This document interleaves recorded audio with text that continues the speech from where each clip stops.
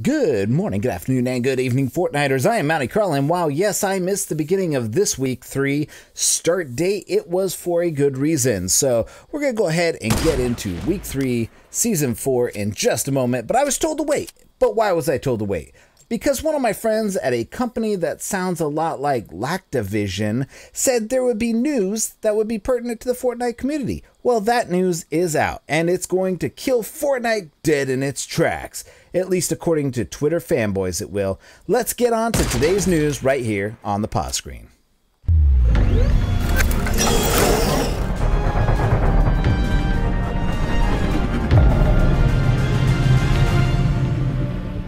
Alright, Fortniters, it has been an amazing run, but if you were on Twitter today, you know that Fortnite is pretty much dead. People have packed up their Instaforts and gone home because Call of Duty Black Ops 4 Blackout Battle Royale game mode is coming out, and it's gonna shoot Fortnite right in its cartoony dick. That's right, the fanboys were out in full force for this one, and they were proclaiming the death of Fortnite despite the fact that Call of Duty has struggled in the last few years to actually have a fan base or anybody play it. Activision is going to constantly beg you for cash, just like that homeless guy you can't ignore on the way home. You're going to spend $59.99 for the game, or $69.99 for the deluxe version, or $89.99 for the gold version, or $99 or $129 for the super go on boola dooda dooda day version of the game that comes with some bullshit that you don't need, that nobody ever needs, and it's just some doodad that you could be like, hey, look, Carl, I got this thing in my Fortnite. I don't know. I still have a Black Ops 2 box thing that I got that came with some drones. No, Activision and Call of Duty will not be killing Fortnite. But in all honesty, who really gives two shits about the opinions of some COD fanboys on Twitter who are just sad they aren't good at Fortnite? I mean, both games can coexist, right? Through the ages, things have created competition, and it's only made things better. So this is going to make Fortnite better. It's going to make PUBG better. It's going to make a lot of things better because they're going to do something that the other one doesn't do. They're going to copy it. It's going to move over. I mean, both, you know, in a world where things coexist, nothing has ever been like RIP, this has been killed by this thing over here. I mean, a lot of people said things about The Division that, oh, this game was going to kill it, this game was going to kill it. No, it's not going to kill it unless nobody plays it. And there's always going to be people playing stuff. I mean, shit, when the turkey sandwich was invented, do you think people were like, well, fucking peanut butter and jelly is fucking doomed? No, of course not, because two things like that can coexist. There will be hundreds of Battle Royale games coming out in the next year, and the only thing that will kill these games is the sheer fact that the Battle Royale genre is going to just get overcrowded and overstuffed, and one game's going to survive and the other games are just going to pitter-patter there, but it'll eventually, the whole genre is going to be replaced by whatever the next big thing is. But you better believe that while it's hot, I'm going to be playing the shit out of it. I mean, the Battle Royale genre is fun. I enjoy it. It's a healthy competition, but there's going to be other stuff that comes out. No, Fortnite, PUBG, COD Blackout, whatever. I mean, that one game, I do have to say, you know, since the people who made that one, I can't remember what the game is. They made that flying game where people flew around. They tried to double down on some Battle Royale game. Studio closed. It's very sad. But that Battle Royale game, that's gonna stay up. I mean, that studio died. It's still, that game will still be up. So nothing's gonna kill this game, you know. But whatever other Battle Royale game comes out in the future, whether it's FIFA Royale or Madden Royale, it will all coexist. People will play their favorite game out there and talk in the YouTube comments with, you know, oh, hey, people still play this game and this game sucks. My favorite BR game is better. Get good, noob. So that was today's exciting news, the announcement of that. Now, let's talk Patchnotes, because there is one item I want to talk about, and it's the first sign I see in Epic making bad choices no one asked for. I'll let you know when we get there, because it is kind of disastrous, and it actually shows that maybe Fortnite is a little bit going on the downhill side for the next foreseeable thing. And in new weapon news, we have the addition of an epic and legendary burst assault rifles. I don't know why they added these. They already have a burst assault rifle, but maybe they just wanted an epic and legendary one. But hey, more weapons can make the game better. And this loot can be found in loot loot boxes, treasure chests, supply drops, vending machines. It does 32 to 33 damage, epic and legendary. It uses medium ammo and uses the same damage fall off as all the other assault rifles. They added in apples. You want some apples? How about these apples? That's right. Consuming an apple will grant you 5 health. Unlike the med kit, it will actually go past 75. So you can actually take and have a med kit, use that to get you 75, and then you can use apples to get you all the way up to 100. They can be found around trees. So if you see apples on the ground, go ahead and pick them up. The impulse grenade drop rate has been increased by 5%. The suppressed machine gun has been damaged, increased by 3%. Common is now 20, uncommon is 21, and rare is now 22, where they were 17, 18, and 19 respectively. They increased accuracy reset speed by 25%, so you're going to snap and get more accuracy while you're shooting it. This will decrease the penalty during continuous fire. They've increased damage fall-off range. Fall-off begins at 28 meters, where it was 24 before, so you can actually be further away and get your base damage better. Damage reduced to 85% at 47 meters, 75 at 70 meters, and 65% at 250 meters. So you can actually be quite a distance away and still actually shoot people. The damage trap. Okay. So this is the one thing we're going to talk about today. And this is something that nobody asked for. This is something that I don't understand why they went ahead and nerfed, because it wasn't that big of a deal. It was something that you could catch players, and they were kind of being dumb if they didn't see it, and they reduced the damage from traps from 125 to 75. So you can no longer kill somebody if they don't have a shield. Before, it was a one-shot kill if somebody had a shield or just a 25% overshield or something like that.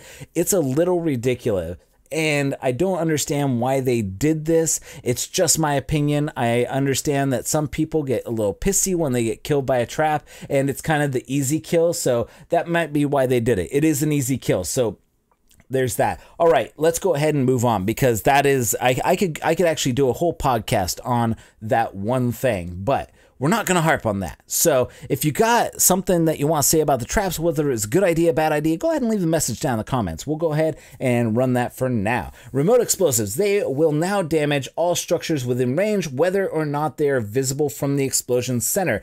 Damage radius and throw distance have been increased. Delay between sequential explosions has been reduced from 25 seconds to 0.175 seconds. Delay before detonating a charge or throwing another one has been reduced from 0.75 seconds to 0.15 seconds, and they removed the delay between swapping to a grenade and the ability to aim it. So those are things that I actually, quality of life things that I enjoyed, because the remote explosives, I feel like the remote explosives should be doing more damage. I don't feel like you should have to hit somebody with 4 of them to actually kill them, but even that, I've hit somebody with 4 of them and still couldn't kill them. It is a little ridiculous that the explosion would do that. Anyways, on to bug fixes. They fixed an issue where remote explosives could destroy the meteor and dusty divot. That was not supposed to happen. Assault rifles no longer appear to eject multiple bullet casings per shot. Fixed an issue preventing players from using the launch pad when multiple players activated it at the same time. So those are your weapon and nerfs and fixes and all that stuff. Let's move on to gameplay. They added a auto pickup. This is something people have been asking for a long time. They added auto pickup options, so now you just have to run over the guns. No longer will you have to press E. Only will you have to press E as if you have a full weapon bar. So if you have full weapons and there's no room for it, full weapons or consumables, you still have to press E to swap it out.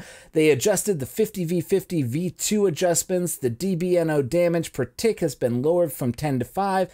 The chest spawn rate increased from 50 to 70% to 75 to 90%, and the final circle is shortened from 5 minutes to 3 minutes. The last circle exists for 60 seconds before gradually closing in over the additional 60 seconds. Now, this is something that actually happened to me, and I can tell you this, we actually had one player. There was 50 players, or not 50 players, there was like 47 players on the other team, and the rest of the team was dead on the other team. And it was amazing because there was one guy left, and he was sitting outside the circle. He had a massive amount of health boxes, and he actually won by sitting outside the circle while everybody died because they didn't have health kits. It was kind of amazing. I was blown away.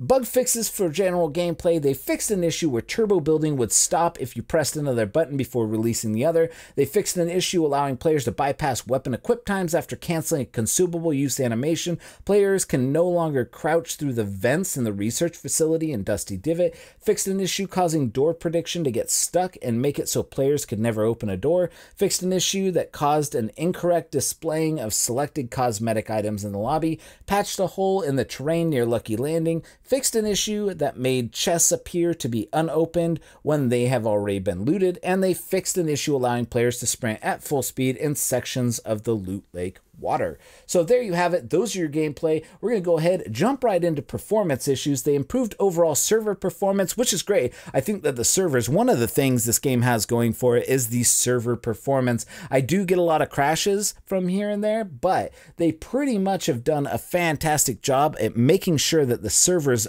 perform above and beyond any other game out there right now. This is not your dad's PUBG or anything like that. These servers are stable. They're actually really good. This is something a lot of other game companies should look at as to how to do server stability. These are the most stable servers I've ever seen, and so just adding performance to them is a good thing. They've improved the overall server performance. The server tick rate has been increased from 20 to 30 updates per second. This allows for more responsive movement and shooting and reduced effective ping times for all players. Network bandwidth has been increased slightly, so there should be some better bullet detection and stuff like that from that. They've improved material loading by 2 times, which should help buildings and characters stream in faster and reduce hitching. Fixed large hitches that occurred when certain cosmetic items were encountered for the first time in a match. Improved the frame rate when using Hop Rocks by optimizing its particle effect. And they fixed a remote player appearing to jump far too high when their connection went bad or there was a server hitch or something like that.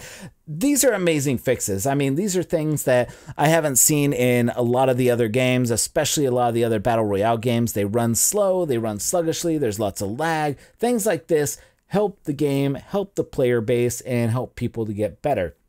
Let's go ahead and move on. We'll finish it off with audio and user interface. To help differentiate between above and below footstep sounds, we've added an additional layer to steps that are above you based on the surface type. Wood has creaks, stone has crunches, gravel noises, and metal has rattles. Lowered the volume of weak points that appear when harvesting. Boosted the volume of grenade launcher explosions to more closely match the volume of the other explosions. And they improved how wind fades out prior to landing when using your glider. And bug fixes for the audio. They fixed an issue that would cause audio to cut out on elimination. They fixed an issue that would cause a spectated player's footsteps, jumps, lands to sound like they were to the left or right if they were moving, especially when looking through the scope. So moving on to the UI stuff that they have implemented. Emoting in the lobby can now be triggered by clicking the right analog stick if you're on console or even on PC. They added an emote button at the bottom of the screen in the lobby, so now you don't have to click on your player to do it. You can actually just click it.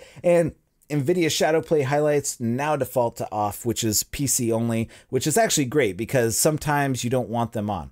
And the bug fixes for UI, they fixed an issue that prevented map input from working while spectating. They fixed issues where teammate map indicators wouldn't display during the match. Fixed an issue that prevented the consume timer from displaying while consuming a hop rock. Fixed an issue that caused the trap placement UI to display while looking at surfaces that do not always allow trap placement. They fixed an issue where the minimap arrow wouldn't display properly while spectating a player. Art and animation bug fixes. These are just going to be general bug fixes in general. One of them is very important. The other two are meh. Take them or leave them. They fixed an issue that showed sprays to affect objects that moved, such as player-worn bushes, soccer balls, things like that. Fixed an issue that caused Battlehound's pants to clip through his tunic when running.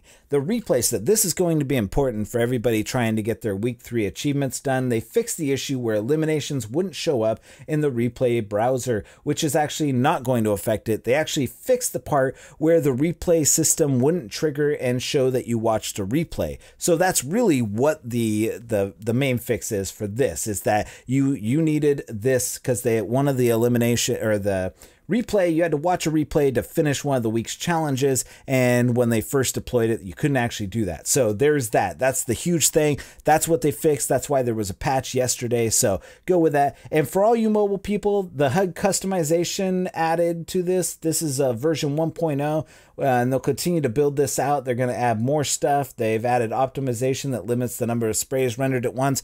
Basically just trying to make your overall experience on the mobile platform done. And so that's pretty much all the stuff that for Battle Royale that we got this week. And there's a lot more for Save the World. If you want that, go ahead and tune in to epicgames.fortnite.en-us-pat.note and version 4-2. So there you have it. Those are the patch notes for week 3, season 4. We are just trucking along here. It seems like it was just yesterday that week 1 was out, and now we're already headed into week 4. Those were week 3. Now we're headed into week 4. We still got a little ways before week 3 is done, but people are getting antsy. They're ready to keep going and trucking through this. I have still yet to get a solo win, but I am trying my hardest. I've been getting a lot better and more efficient at using weapons, getting kills a lot of this time. The game is bullshit, and you know, whether or not it's me or the game or whatever it is, I have no idea. But when you shoot someone at point blank range with a shotgun and they shoot you and they kill you and they don't die, it kind of pisses people off. So with that said, these have been the Fortnite patch notes. I'm Mounty Carl.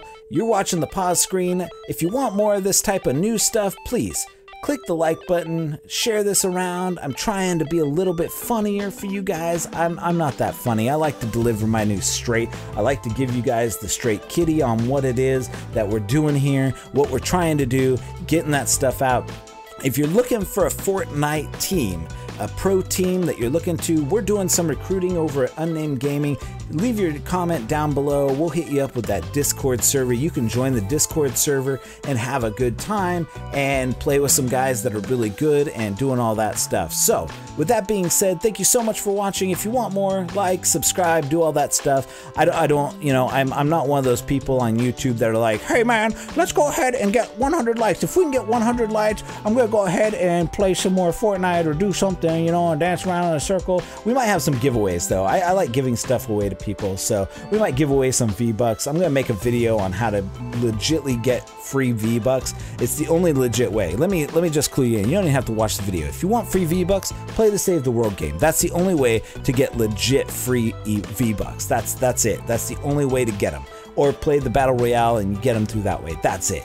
Pretty much all that is. So anyways, thanks for watching. I've been Mounty Carl. For all of us here at Pause Screen Media, unpause.